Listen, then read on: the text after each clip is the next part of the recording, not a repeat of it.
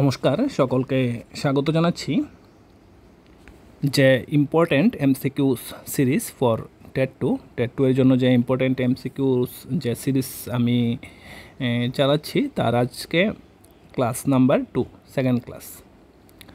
তোমাদের এই ভিডিওর পূর্বে আমি বলে রাখি যে কোনো টেট 1 টেট 2 বা এসটিজিটি এসটিপিজিটি যদি তোমরা পাস করতে চাও ভালোভাবে, তাহলে তোমাদের প্রধান যে মেইন বিষয় হবে সেটা হবে তোমাদের যে সিলেবাস রয়েছে সেই সিলেবাস অনুযায়ী টেক্সট বইগুলি তোমরা সংগ্রহ করবে।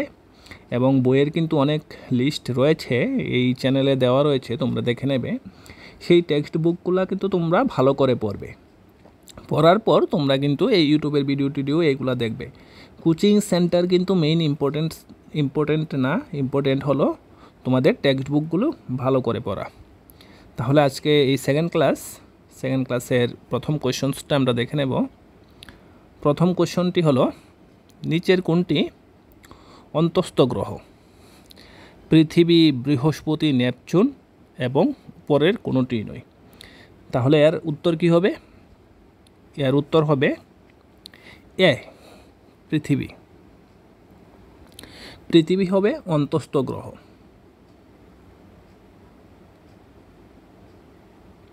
এই জায়গায় আমরা দেখে নিচ্ছি যে সৌরজগতের মধ্যে মোট কয়টি গ্রহ আছে।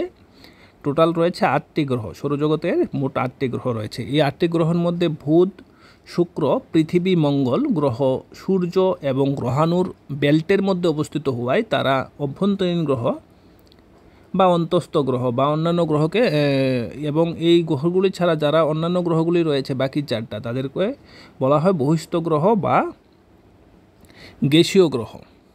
এগুলা জুবিয়ান গ্রহ বা বহিস্থ গ্রহও বলা হয়। এগুলার নাম হলো বৃহস্পতি, শনি, ইউরেনাস আর নেপচুন, এই 4টা। আর অন্তস্থ হলো বুধ, শুক্র, পৃথিবী, মঙ্গল। তাই প্রশ্নটার মধ্যে ছিল নিচের কোনটি অন্তস্থ গ্রহ। এর আনসার হবে পৃথিবীটা রয়েছিল সেই অপশনও, তাহলে পৃথিবীটা হবে এর আনসার। এই যে জুবিয়ান বা বহিস্থ গ্রহ, এই গ্রহগুলি কিন্তু সমস্ত পৃথিবীর তুলনায় বিশাল আকার এবং এগুলি গ্যাসীয় প্রকৃতির হয়। এগুলা বহিস্থ গ্রহগুলা গ্যাসীয় প্রকৃতির হয় এবং পৃথিবী থেকে কিন্তু এগুলা আকৃতিতে অনেক বড় হয়। তারপর নেক্সট যে কোয়েশ্চন সেটা হলো, শিয়াল, SIAL, শিয়াল ও সীমার মধ্যবর্তী বিযুক্তিকে কি বলে? অপশনসে রয়েছে গুটেনবার্গ বিযুক্তি, কনরাড বিযুক্তি, এরপরে মুহরো বেসিক বিযুক্তি এবং পরের কোনোটি নয়। এর উত্তর কি হবে? এর উত্তর হবে বি, কনরাড বিযুক্তি। এই জায়গায় একটা চিত্র রয়েছে, ডায়াগ্রাম রয়েছে, তোমরা দেখে নিতে পারো। কনরাড বিযুক্তি, তারপর মুহু বিযুক্তি রেখা, রিপিও বিযুক্তি রেখা, গুটেনবার্গ বিযুক্তি রেখা। এই গুটেনবার্গটা কিন্তু প্রায় সময় আসে গুরুমণ্ডল কেন্দ্রমণ্ডলের মধ্যে, এটা রয়েছে। তারপর লেমেন বিযুক্তি রেখা, এগুলা কিন্তু কোথায় রয়েছে কোনটা? এইগুলা কিন্তু পৃথিবীর কোন জায়গা কঠিন, তরল, গ্যাসীয়, গুরুমণ্ডল, ভূত্বক, এইগুলা কিন্তু এই প্রশ্ন কিন্তু এইগুলা থেকে ঘুরে ফিরে একটা প্রশ্ন কোয়েশনস জিওগ্রাফি থেকে আসে, প্রত্যেকবার আসে। তোমরা কিন্তু এই জায়গাটা একটু ক্লিয়ার করে নেবে, টেক্সট বুকে ভালো করে এই জায়গাটা পড়ে নেবে। এই জায়গায় প্রথম আমরা যে প্রশ্ন, এই প্রশ্নের সিমিলার যে আনসারটা রয়েছে সেটা হলো, যে সীমানায় শিয়াল এবং সীমা এর ঘনত্ব পরিবর্তিত হয় সেটি কনরাড বিযুক্তি নামে পরিচিত। ঘনত্বের পরিবর্তন হয়। SI মানে সিলিকা এবং AL মানে অ্যালুমিনিয়াম। অ্যালুমিনিয়াম আর সিলিকার মিশ্রণে হয় শিয়াল। আর SI মানে সিলিকা এবং ম্যাগনেসিয়ামের সংমিশ্রণে নির্দেশ করে তোমাদের সীমা। এগুলা কিন্তু সেই জায়গার মধ্যে, যে জায়গার ভিতরে সংমিশ্রণ ঘটে, ঘনত্বের পরিবর্তন ঘটে, যে জায়গায় ঘনত্বের পরিবর্তন ঘটে সেই জায়গাটাকে কিন্তু বলা হয় কনরাড বিচ্যুতি বা বিযুক্তি। নেক্সট কোয়েশ্চনস, নিচের কোনটি নিঃসারী আগ্নেয়শিলার উদাহরণ? নিঃসারী আগ্নেয়শিলার মনে হয় 2টি ভাগ রয়েছে, এর মধ্যে একটি ভাগ রয়েছে নিঃসারী আগ্নেয়শিলা। নিঃসারী আগ্নেয় শিলার উদাহরণ কোনটি? গ্রানাইট, ব্যাসল্ট, মার্বেল, উপরের কোনোটি নয়। নিঃসারী আগ্নেয় শিলার আনসার হবে কি হবে? ব্যাসল্ট। এটা হবে নিঃসারী আগ্নেয় শিলার একটি ছবি।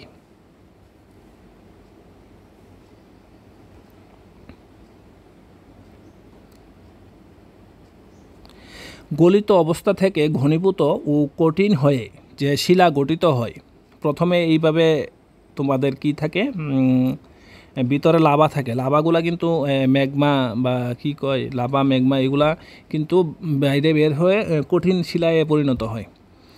হ্যাঁ, ওইগুলাকে আগ্নেয় শিলা বলে। গলিত অবস্থা থেকে ঘনীভূত ও কঠিন হয়ে যে শিলা গঠিত হয় তাকে আগ্নেয় শিলা বলে। পৃথিবীর প্রথম পর্যায়ে সৃষ্টি হয়েছে বলে এই শিলাকে প্রাথমিক শিলা, ঠিক আছে, প্রথম শিলা বলা হয় বা প্রাথমিক শিলা বলা হয় বা প্রাচীন শিলা বলা হয়। আগ্নেয় শিলা কিন্তু পৃথিবীর প্রাচীনতম শিলা এবং প্রাথমিক শিলা এবং প্রধান শিলা বা প্রথম শিলা। এই শিলার কোনো স্তর বা জীবাশ্ম নেই, কারণ এই জায়গায় মধ্যে কিন্তু কোনো স্তর বা জীবাশ্ম পাবে না তোমরা, কারণ জীবাশ্মগুলি কিন্তু পুরো ছাই হয়ে যাবে জীবাশ্ম যদি থাকে। জীবাশ্ম নেই বলে একে অস্থরীভূত শিলাও বলে। স্তর থাকে না, এর কোনো স্তর থাকে না, এই কারণে অস্থরীভূত শিলা বলা হয়। অস্থরীভূত যেমন ব্যাসল্ট, গ্রানাইট, ফেলমাইট এবং সিয়ানাইট, স্ট্রাপ ইত্যাদি। এই কোয়েশ্চেন্সগুলো কিন্তু উদাহরণ থেকেই বেশিরভাগ আসে। তো এই আগ্নেয় শিলাকে উৎপত্তি অনুসারে আগ্নেয় শিলাকে দুটি ভাগে ভাগ করা যায়, যথা নিঃসারী আগ্নেয় শিলা এবং উদ্ভিদী আগ্নেয় শিলা। ভূত্বকে প্রধানত এই আগ্নেয় শিলায় মহাসাগরীয় ভূত্বক গঠিত। ভূত্বকে এইগুলা কি তাই, এগুলো দিয়ে মহাসাগরীয় ভূত্বক গঠিত। আর ব্যাসল্ট শিলা গঠিত অঞ্চল সাধারণত চ্যাপ্টাকৃত হয়। ব্যাসল্ট শিলা দিয়ে যে গঠিত হয় অঞ্চল সেটা হলো চ্যাপ্টাকৃতির হবে এবং গঠনকারী খনিজ থাকবে। ব্যাসল্ট গঠনকারী প্রধান খনিজগুলি হলো, ব্যাসল্ট শিলা গঠন করতে যে খনিজগুলি প্রয়োজন সেগুলি হলো কোয়ার্টাজ, ফেল্ডস্পার এবং অলিভিন ও পাইরোক্সিন। এগুলো হলো তোমার খনিজ যেগুলা ব্যাসল্ট গঠন করা হয় ব্যাসল্ট শিলা।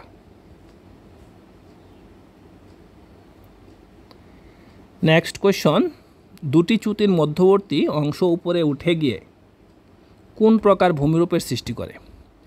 প্রথমে রয়েছে স্তূপ পর্বত, 2 নম্বর বিয়েতে রয়েছে আগ্নেয় পর্বত, সি রয়েছে গস্ত উপত্যকা, দিয়ে রয়েছে উপরের কোনোটিই নয়। গস্ত উপত্যকা হবে না, গস্ত উপত্যকা হবে না, এটা ধরো না দুটা চ্যুতির মধ্যবর্তী জায়গাটা হবে আর এই জায়গাটা নিচে থাকবে, এটা হলো গস্ত উপত্যকা। এটা হবে স্তূপ পর্বত। উত্তর কী হবে? উত্তর হবে স্তূপ পর্বত। একটা ছবির মাধ্যমে তোমাদের আমি বুঝিয়ে দেওয়ার চেষ্টা করছি। এই দেখো, এটা হলো স্তূপ পর্বত, উত্থিত অংশ যেগুলা মানে উপর দিকে উঠে গিয়েছে, এবং এই গ্রস্ত উপত্যকাগুলা, এইগুলা হলো গ্রস্ত উপত্যকা, যে নিচে অংশ থাকবো। দেখো এই জায়গায় বলা হচ্ছে যে স্তূপ পর্বত হলো এমন ধরনের পর্বত যাতে পর্বতের মাঝের অংশটি নিচু হয় এবং দুই পাশে উঁচু হয়। মাঝের অংশটি নিচু হবে এবং দুই পাশে উঁচু হবে, মধ্যের অংশটিকে গ্রস্ত উপত্যকা বলে। এটা পুরাটাই একটা পর্বত, কিন্তু মাঝের অংশটা উঁচু থাকবে এবং বাকিগুলো কিন্তু নিচু থাকবে। যেমন এই জায়গায় উদাহরণ দেওয়া হয়েছে ফ্রান্সের বুজ পর্বত, একটি গ্রস্ত পর্বতে একটা স্তূপ পর্বতের উদাহরণ দাও ফ্রান্সের বুজ। এটা কিন্তু প্রায় সময় পরীক্ষার মধ্যে আসে যে নিম্নলিখিত কোনটি স্তূপ পর্বত, তখন ফ্রান্সের বুজ দেওয়া হয়। এই জায়গায় বলা হয়েছে স্তূপ পর্বত সম্পর্কে, শিলাস্তরের যে রেখা বরাবর এই চ্যুতি সৃষ্টি হয় তাকে বলা হয় চ্যুতিরেখা। যদি ভূ আলোড়ন প্রবল হয় তাহলে চ্যুতিরেখার একদিকের শিলাস্তর প্রবল চাপের ফলে উপরে উঠে যায় অথবা খাড়াভাবে নিচে বসে যায়। যদি প্রথমটি ঘটে অর্থাৎ শিলাস্তর উপর দিকে উঠে যায় তাহলে তাকে স্তূপ পর্বত বলে। যদি শিলাস্তর উপরের দিকে উঠে যায় তাহলে স্তূপ পর্বত বলে। এবং নিচে যদি খারাপভাবে নিচে বসে গেলে কি হয় এটা তোমরা কিন্তু কমেন্টে বলবে, এটা তোমাদের জন্য রাখা হয়েছে। নেক্সট, কোন সূত্র অনুসারে বায়ু প্রবাহ উত্তর গোলার্ধে ডান দিকে বেঁকে প্রবাহিত হয়? কোন সূত্র অনুসারে ডান দিকে বেঁকে প্রবাহিত হয়? প্রথম রয়েছে 22 বেল্টের সূত্র, 2 নম্বর বিতে রয়েছে নিউটনের সূত্র, সি এ রয়েছে ফ্যারাডের সূত্র, ডি এ রয়েছে কোনোটিই নয়। এর উত্তর কী হবে? এর উত্তর কিন্তু আমরা সবাই জানি, আনসার হবে সি, ফ্যারাডের সূত্র।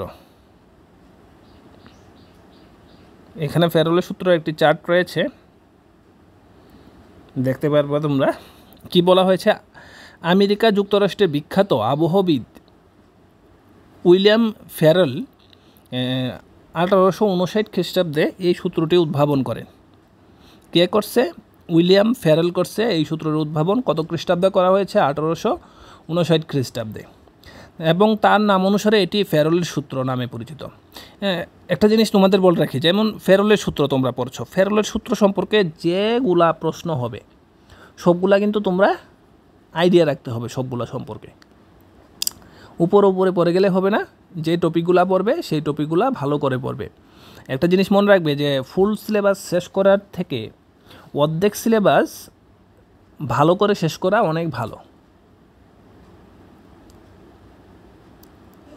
এই জায়গায় বলা হয়েছে, কি বলা হয়েছে? ফ্যারাডের সূত্র এর প্রেক্ষাপট মূলত প্রস্তুত হয়েছিল 19বিংশ শতকের ফরাসি গণিতবিদ গুস্তাভ গাসপার্ড কুরিওলিস কর্তৃক উদ্ভাবিত কুরিওলিস বল এর নীতি সংক্রান্ত পৃথিবীর ঘূর্ণনের সাথে সঙ্গতিপূর্ণ গোলার্ধভিত্তিক বায়ু বিক্ষেপের উপর নির্ভর করে। অর্থাৎ এই জায়গায় কুরিওলিস একজন, উনি একটি সূত্র কুরিওলিস বল নামক একটি বলের আবিষ্কার করা হয়েছিল। এই বল অনুসারে কিন্তু ফ্যারাডের সূত্রটি ফ্যারাডে প্রকাশ করেছেন। ফ্যারাডে কি বলেছেন? কুরিওলিস বলের প্রভাবে বায়ু প্রবাহ উচ্চ চাপ থেকে নিম্ন চাপের দিকে সোজা পথে প্রবাহিত না হয়ে উত্তর গোলার্ধের ডান দিকে এবং দক্ষিণ গোলার্ধে বাম দিকে প্রবাহিত হয়। উত্তর গোলার্ধের ডান দিকে এবং দক্ষিণ গোলার্ধে বাম দিকে প্রবাহিত হয়। এটাই কিন্তু ফ্যারাডের সূত্র। ভিডিওটি যদি ভালো লাগে অবশ্যই লাইক করবে, চ্যানেল নতুন হলে সাবস্ক্রাইব করবে, পাশে থাকা অল বেল নোটিফিকেশনটি অন করে দেবে, যাতে ভিডিও আপলোডের সঙ্গে সঙ্গেই তোমাদের কাছে নোটিফিকেশনটি চলে আসে, এবং বন্ধুদের সঙ্গে শেয়ার করবে। ভিডিওটি দেখার জন্য তোমাদের অসংখ্য ধন্যবাদ।